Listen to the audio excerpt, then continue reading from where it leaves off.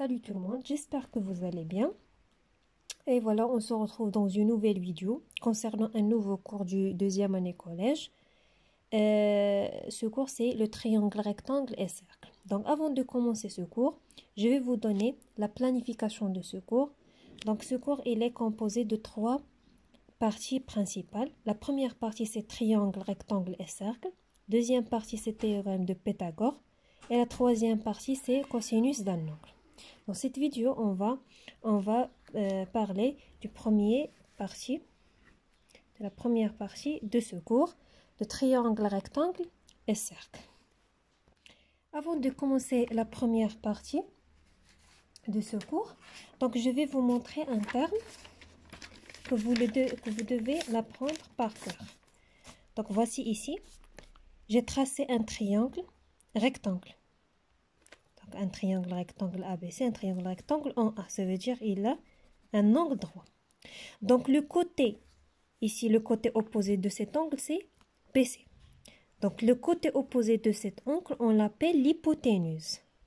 L'hypoténuse. Donc c'est pas ce côté, c'est pas ce côté. Donc le côté qui est l'opposé de triangle, de l'angle droit. Donc on l'appelle l'hypoténuse. Donc, on passe à la première propriété de la médiane relative, la première propriété de ce cours, propriété de la médiane relative à l'hypoténuse. Donc, pour bien comprendre cette partie, je vais vous tracer un rectangle. Donc, voici, j'ai tracé un triangle rectangle.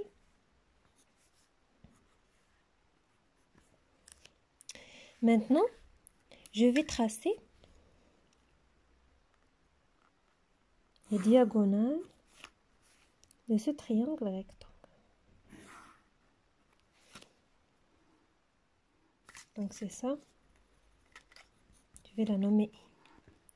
Donc comme vous avez déjà vu dans le première année collège, donc parmi les propriétés du triangle rectangle, parmi les propriétés de rectangle, donc les diagonales sont égaux et ils se coupent en leur milieu. Ça veut dire cette distance, cette longueur, pardon, égale à cette longueur, égale à cette longueur, égale à cette longueur. Donc cette longueur égale à cette longueur, égale à cette longueur. Donc maintenant, je vais effacer cette partie. Donc, vous faites attention à cette activité pour bien comprendre le but de cette propriété. Donc, voici, j'ai effacé cette partie.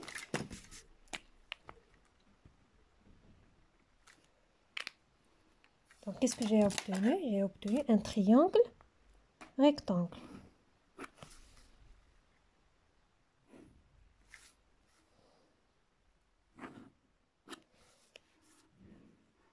Donc, I est le milieu de l'hypoténuse.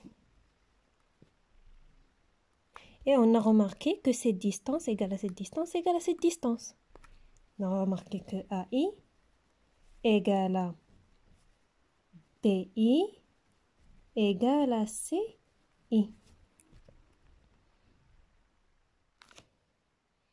Donc revenons à la propriété, on a dit que ici c'est la propriété de la médiane relative à l'hypoténuse. Donc pourquoi ici on a cité la médiane? Donc revenons au cours des droites remarquables dans un triangle. Donc vous avez vu que la médiane, il passe par le milieu, il passe par le sommet et le milieu du côté opposé. Donc ici on a CI, c'est la médiane de ce triangle. Donc CI, il passe par le sommet et le côté opposé. Donc c'est pour ça on dit la médiane. Donc dans cette propriété, il nous dit, donc le résumé de cette propriété, lorsqu'on a un triangle rectangle. Donc ici la condition c'est un triangle rectangle. Si on a un triangle rectangle et I le milieu de l'hypoténuse, alors IA égale à ID égale à IC égale le milieu égale à AC parce que l'hypoténuse ici on a c'est AC, c'est le côté AC. Donc voici la relation. Donc lorsqu'on a un triangle rectangle et le milieu de l'hypoténuse, je dis l'hypoténuse, c'est pas les autres côtés. L'hypoténuse, alors IA égale à ID égale à IC égale à 1 sur 2 égale à AC à D sur 2. Donc voici la propriété, elle est très facile. La propriété dans un triangle rectangle, la condition c'est que le triangle doit être un triangle rectangle, pas isocèle, pas équilatéral. Donc le milieu de l'hypoténuse est équidistant des 3 sommets. Donc, comme je vous ai déjà dit, que lorsqu'on a un triangle rectangle, alors le milieu de l'hypoténuse, il est équidistant des 3 sommets. Ça veut dire IA égale à ID égale à IC. Je vous donne un exemple. Par exemple, je veux dire ABC, un triangle rectangle en A. Ça veut dire, si je dis en A, ça veut dire l'hypoténuse, c'est BC. Et BC égale à 4 cm. Donc, calculer. Et bien sûr, EI, le milieu de BC. Donc, calculer IA. Donc, je vais tracer un triangle ici, c'est donc ici, un triangle par exemple ABC. On a un triangle rectangle ici, cette longueur c'est 4 cm. Et I, le milieu de IC, ça veut dire que cette distance égale à 2 cm, cette longueur. Alors, automatiquement, on a, donc on dit qu'on a ABC, un triangle rectangle. Et I, le milieu de BC. Alors, IA égale à BC sur 2. Donc, automatiquement, IA égale à 2 cm. Voici un petit exemple pour bien comprendre. Donc, dans cette première propriété de la première partie, c'est une propriété directe. On va voir sa réciproque. Donc, c'est très facile la réciproque de cette propriété. Donc, qui dit, si on a ABC un triangle, je ne sais pas est-ce que c'est un triangle rectangle ou non. Donc, ABC, bien je vais écrire ici. ABC, un triangle. Et I, ici on a I.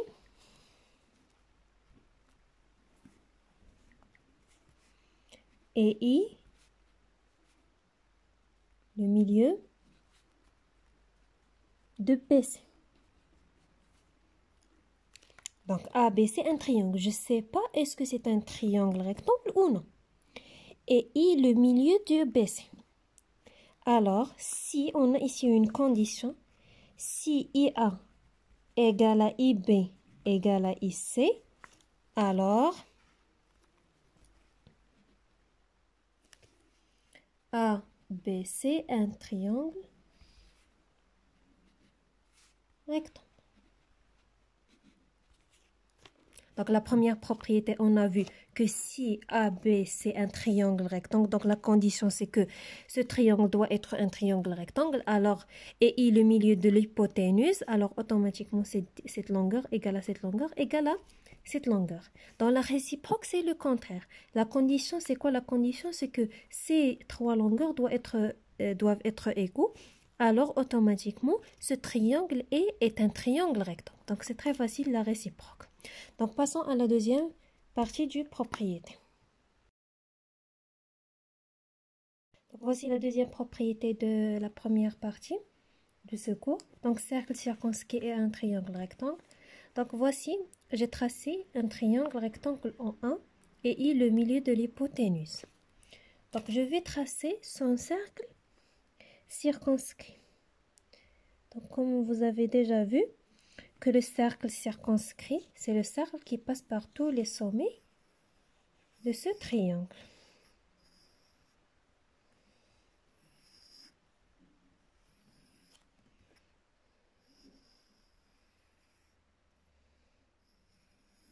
Donc voici, c'est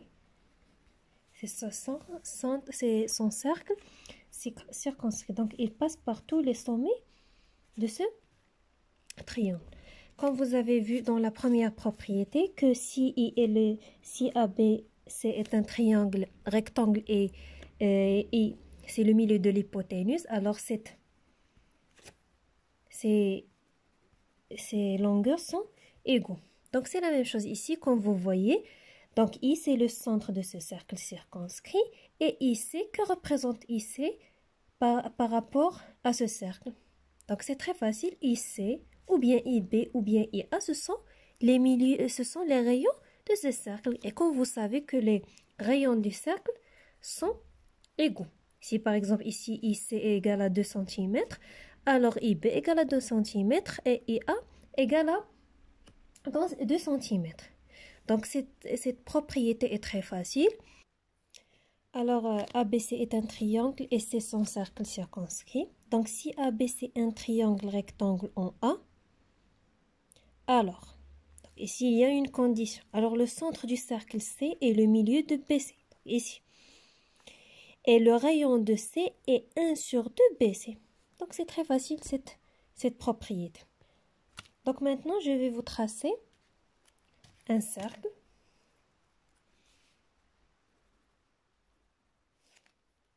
Voici un cercle.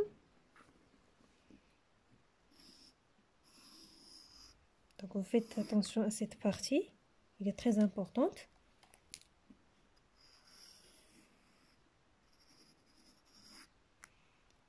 Donc voici le centre I par exemple, le cercle C. Maintenant je vais tracer le diamètre de ce cercle. Voici on a A, B, cercle C. Donc on a tracé le diamètre AB. Donc comme vous savez que si AB est un diamètre, donc le centre c'est le milieu de ce diamètre. Donc cette longueur égale à cette longueur. Maintenant je vais préciser un autre point qui appartient à ce cercle. Donc IC c'est un rayon, bien sûr, c'est le rayon du cercle. Et tant que IC est le rayon du cercle, et IB est le rayon du cercle, et IA est le rayon du cercle, donc automatiquement, cette longueur égale à cette longueur égale à cette longueur. Donc, comme on a déjà vu dans la réciproque de la première propriété de cette partie, donc lorsqu'on a ces trois longueurs sont égaux, alors automatiquement, ce triangle est un triangle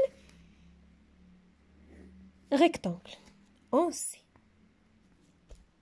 Maintenant, je vais encore tracer par exemple R, un autre point qui appartient au cercle.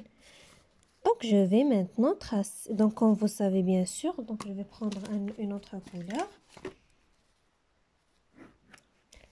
Bien sûr, c'est le rayon du cercle, donc automatiquement, il est égal à... les rayons du cercle sont égaux. Donc, ces trois longueurs sont égaux, alors automatiquement le triangle BRA est un triangle rectangle en C, en R plutôt. Donc qu'est-ce qu'on peut conclure de ça? Donc lorsqu'on a un cercle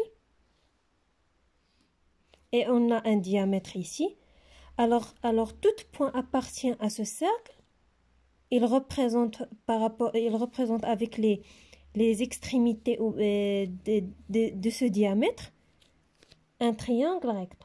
Si par exemple, je trace un autre diamètre